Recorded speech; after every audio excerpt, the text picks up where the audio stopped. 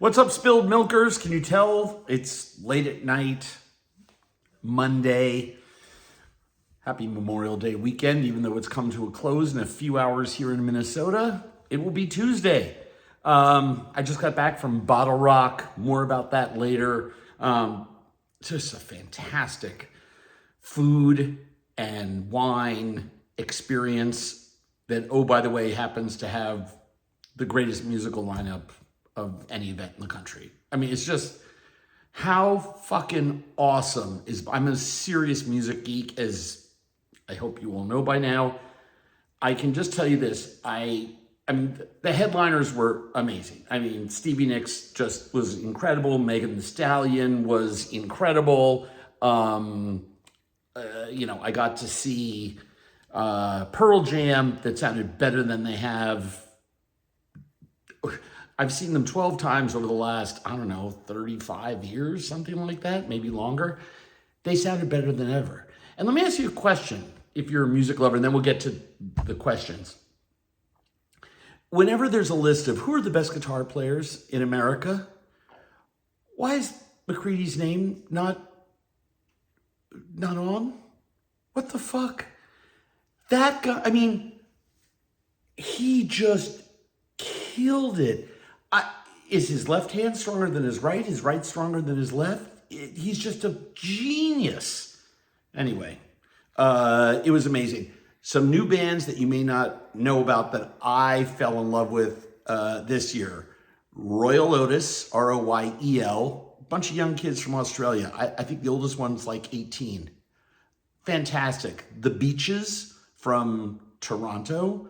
It's a all-girl quartet, just old school rock and roll with a little punky vibe that I just absolutely went nuts for. One of my favorite sort of eclectic Nordic bands, Mike Snow, two eyes in Mike, just superb.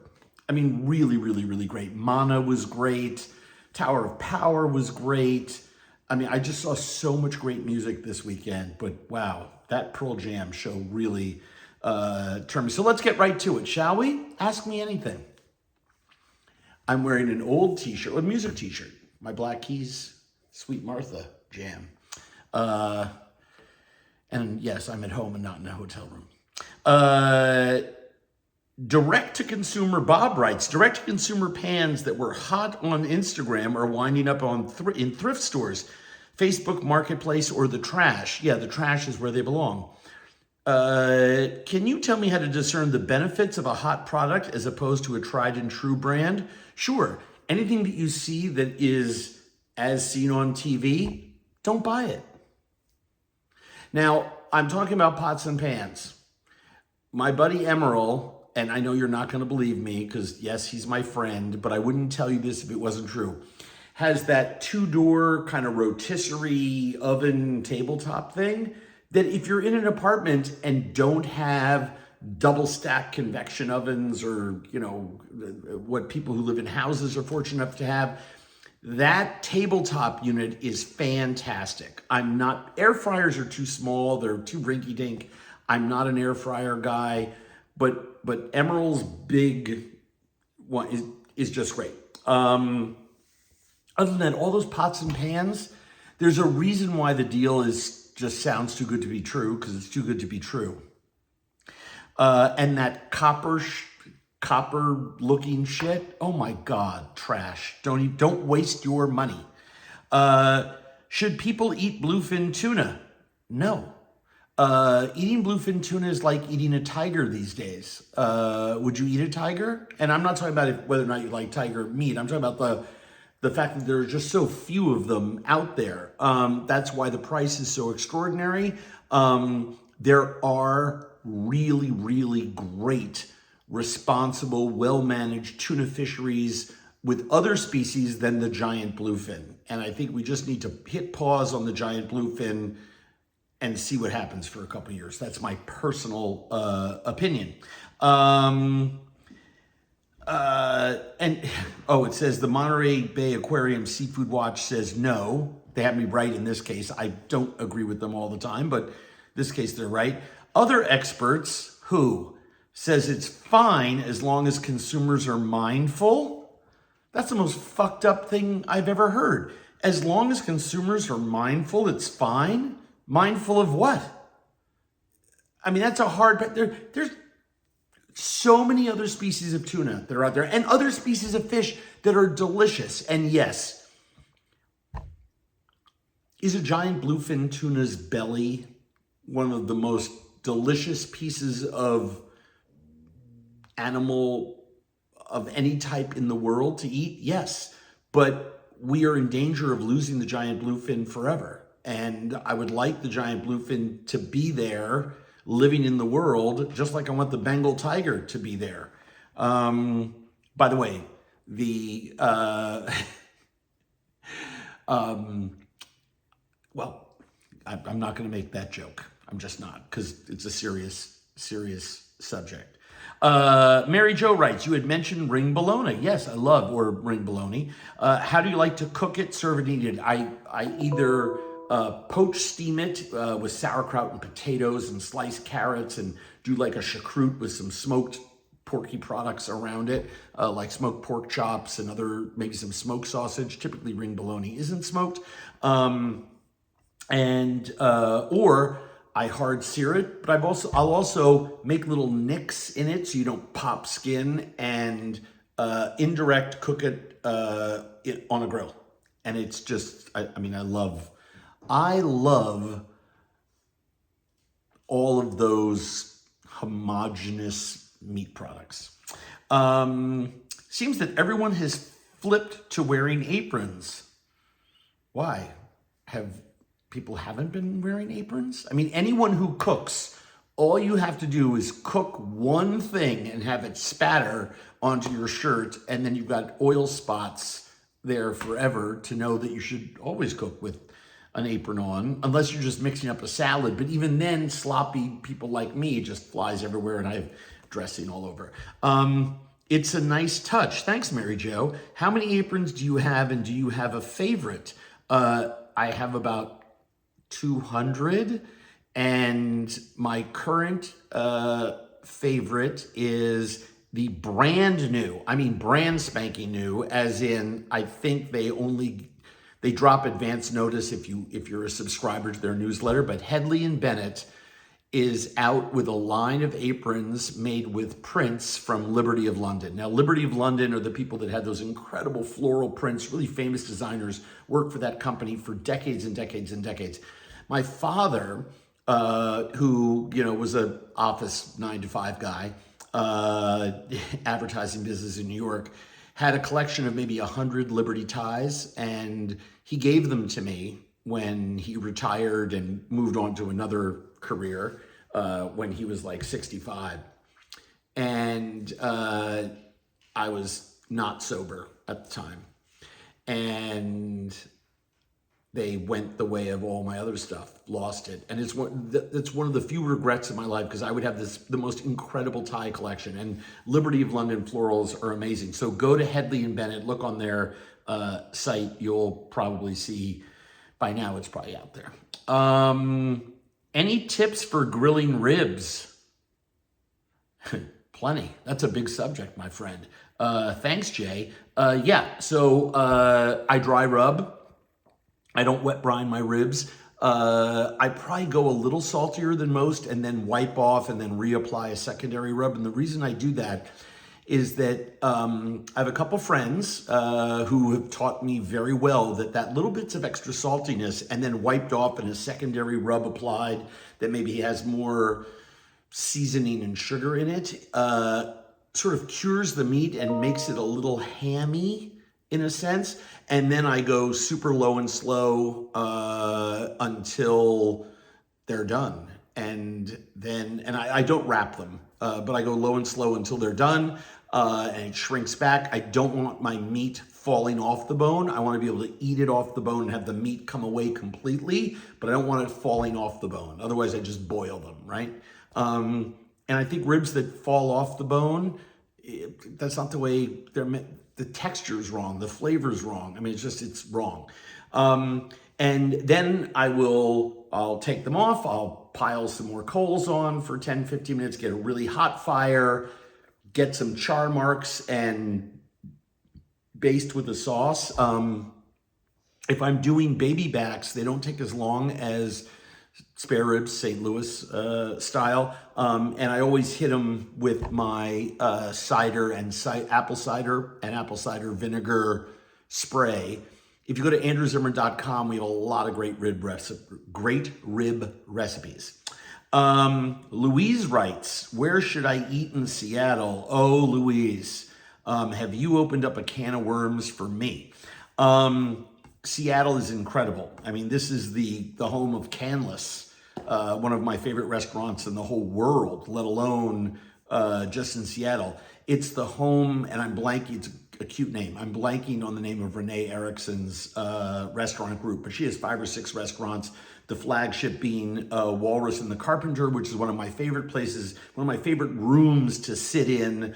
A lot of oysters. You feel like you're on the coast of France eating. Clams, oysters, mussels, just delicious. Where else do I like? I'm just looking down my list here. Terra Plata, which is sort of like a Pacific Northwest vibe. 20 years ago, everyone was trying to cook food of place. So everyone was doing stuff with what they found there. I would argue that Seattle is now more famous for all of its like Filipino, Korean, and Japanese restaurants than almost anything else. But Terra Plata, delicious.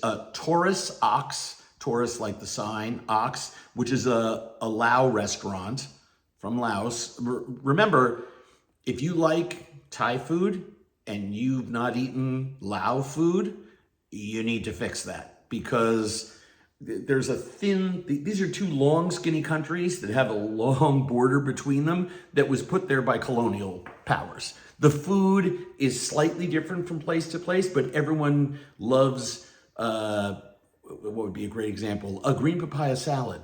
And says, oh, it's one of my favorite Thai dishes. Well, that's actually the national dish of Laos. So that's how friendly food goes across those borders. So go to Taurus Ox. Hybridized restaurants are really big in Seattle, which is one of the things I adore. If you like Vietnamese food and you like French food, go to Stateside. It's a great mix of the two. Saint Bread, which is a great bakery, but they also have breakfast. Pizza you can eat anytime. That you can eat anytime. Paju, P-A-J-U, a great Korean restaurant. And by the way, all the Korean restaurants and Vietnamese restaurants and Filipino restaurants there use local fish and local produce. And so you're still getting that taste of place, which is why I said the hybridized vibe is so big there. I mean, Seattle is a city of makers, right? Pearl Jam is from Seattle, who I just saw this weekend. Another place that's more just sort of traditional food, continental, for want of a better expression, is Off Alley, which also has got a lot of small plates. Musang, M-U-S-A-N-G, Filipino. There's a lot of great Filipino food, and I love Filipino food in Seattle. Limited Edition, which is a great sushi place. Really, really good bespoke fish. Local Tide, speaking of fish, is a seafood restaurant. Some of the best fish and chips I've ever had were there. If you like barbecue, speaking of ribs, and you like jerk chicken and stuff like that, go to Little Red's. Exquisite. French, go to Le Pichet, P-I-C-H-E-T. Joule, J-O-U-L-E, has been around for a long time. It's a Chinese restaurant. And the woman who's the chef owner there, Rachel Yang, has been cooking up a storm in the Pacific Northwest for a long time. Food's really exquisite there. What else do I like? Oh, Itsumono, I-T-S-U-M-O-N-O, is a Japanese izakaya, which is a place with a lot of different kinds of food that's all predicated around drinking in a good way. Superb food. What else do I like? Oh, Chicken Supply, which is Filipino fried chicken. Tiny little place, you know, canless, fine dining to the max. If you go to Seattle and you don't eat, if I had 2 meals to eat in Seattle, it would be Walrus and the Carpenter and canless. Now, I know that neither is open for lunch. So you can go to a lot of other places for lunch. Those are, I mean, I can't say enough about canless. And they've had, I mean, it's, you know, this is a family. The brothers who run it right now are friends of mine. Their parents who retired are friends of mine. It's a multi-generational family restaurant in its own building on the top of a hill overlooking the city. It's so romantic. It's so beautiful. The building is so stunning. The architecture is so stunning. The food is so stunning. And Aisha Ibrahim is the new chef there. By the way, the chefs at Canless are all over the country and all famous in their own rights, but I don't want to take anything away from Aisha, who's just crushing it out there. So go to Canless. Bateau is a French bistro brasserie-ish thing, another Rene Erickson restaurant, superb. They bill themselves as a steakhouse because they have a lot of different steak cuts, but it's very bistro-y. Bar del Corso, C-O-R-S-O for Italian. Bar, B-A, separate word, B-A-R. And I love it. When they first opened, I was like, Babar, the elephant. I thought it was fantastic. It's a Vietnamese restaurant you don't want to miss. Artusi, A-R-T-U-S-I. I have a friend of mine who played in the NHL, still does. And he's a goalie. And his team was going to Seattle, I guess, to play the Kraken. They're the Kraken, right? Their hockey team. And I sent him and his parents to R2C because it's just so fucking great. I mean, it was too late for them to get into Cannes. Anyway, long story long, R2C. And Archipelago, which is another Filipino restaurant that's absolutely spectacular. Those are my places that I would go if you were going to Seattle. Let's see, what's the next question here? Tyler writes, there's been a lot of jokes about Connecticut declaring itself the pizza capital of the U.S.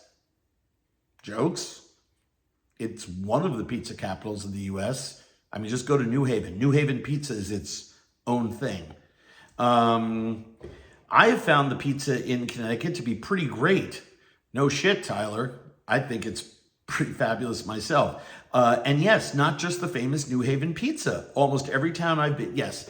Okay, so here's the deal on Connecticut pizza. I don't think it's the pizza capital of the United States, all right? The pizza capital of the United States is whatever great pizzeria I'm eating in.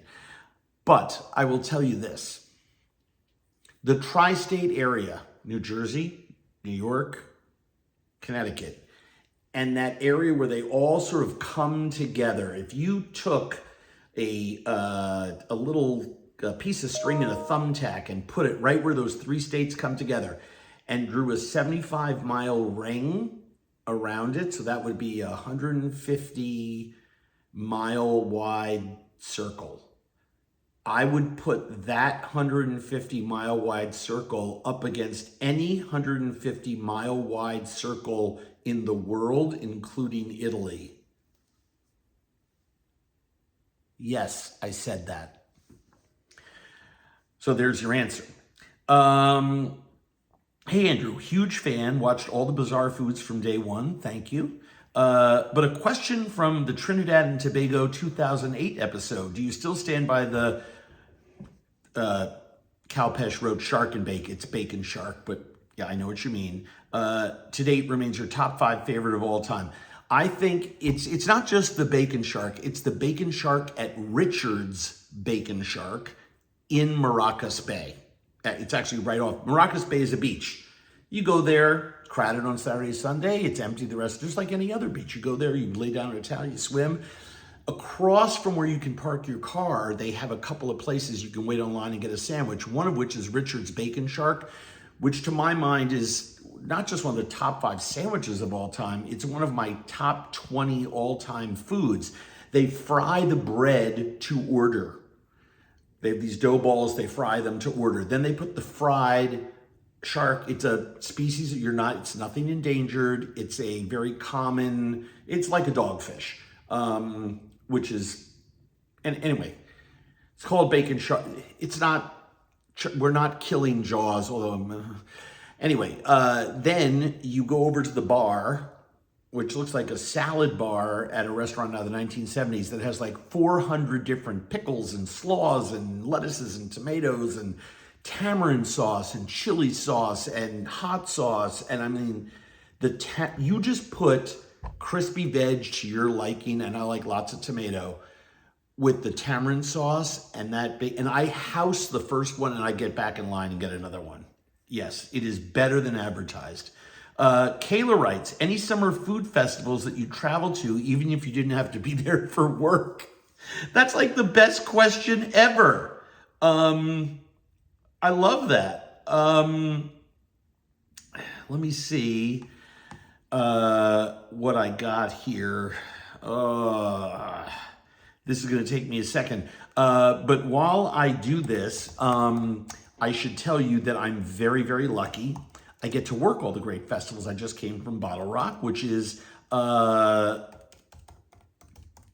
a music fest, but they have hundreds of food booths and lots of chefs that go there and do demos and things like that. And the food is second to none. And we're up in Napa, so you can go out to eat all kinds of great festivals.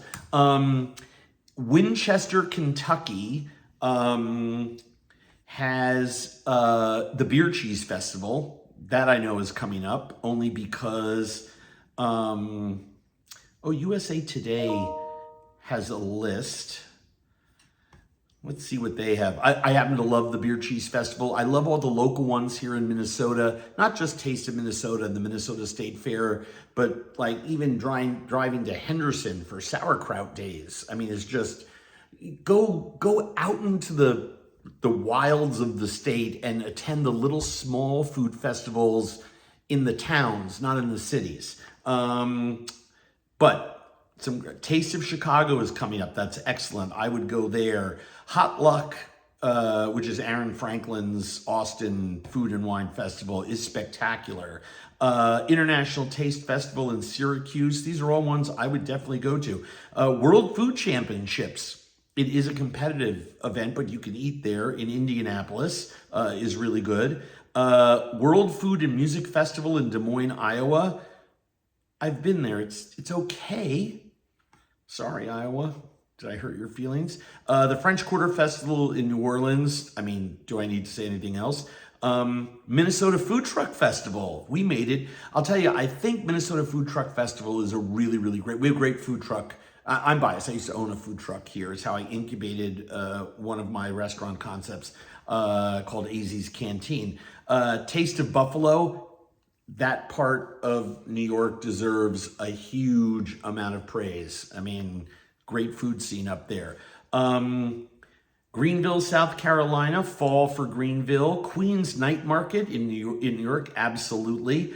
These are all national renowned festivals. Let me see if I have a slightly different. Oh, the Mount Aulani Culinary Classic in Hawaii. Let's not overlook them. Atlanta Food and Wine, for sure. I'm just here's Maine Lobster Festival, which is in Maine. The Boysenberry Food and Wine Festival, Georgia Peach Festival, National Cherry Festival in Traverse City, Michigan. I mean, those are the kind of places that I could just go and hang out with a lot. I mean, just sit and eat. And National Cheesemakers Festival, August 12th in Vermont. Doesn't that sound fun? I don't care how hot it is out. If you are what you eat, I am definitely 80% cheese. Cherry Festival, we talked about. Vermont Cheesemakers. Maine Lobster Festival is in early August in Rockland. Oh, wow, does Rockland have some great places. Best in the West Nugget Rib Cook-Off. Free admission in Sparks, Nevada. Boy, would I go there. You know what else is in Sparks? Look it up. Everybody have a wonderful, wonderful rest of your week. See you later.